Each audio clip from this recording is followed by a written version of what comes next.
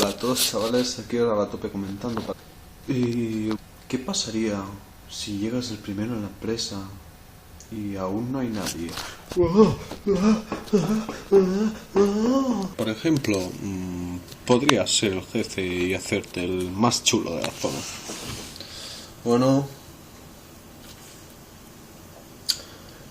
¿qué coño pasa aquí, A ver, Fernández, ¿dónde están los papeles? ¿No los has traído? Despachado. Este mes no cobras. ¿Dónde? Antonio. Bueno, Antonio está de vacaciones. Este chaval le vamos a tener que suspender. Pero temporalmente. Caso número 2. Que te aburres y eres tan gilipollas que te dedicas a hacer la peli de Rec. Hola chicos. No sé qué pasa. Estamos solos en este edificio. Creo que nos van a comer los bichos raros. Tengo mucho miedo. Dejo este mensaje, vale. Hasta luego.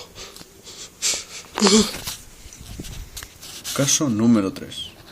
Te aburres tanto que dibujas hasta pollas con el paint. Tamaño.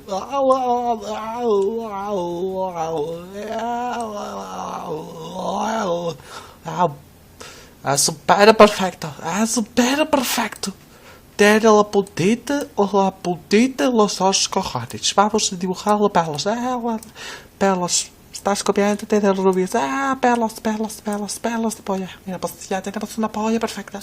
Una polla perfecta. Paso número 4. Estás tan aburrido que total, te vas a mirar por la ventana. Señor, ¿qué hace, señor? No vaya a la fuente está bajada, señor.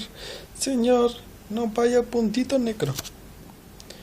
Señor, no vaya al puntito negro, no, se ha ido al puntito. A tomar por culo, ha muerto.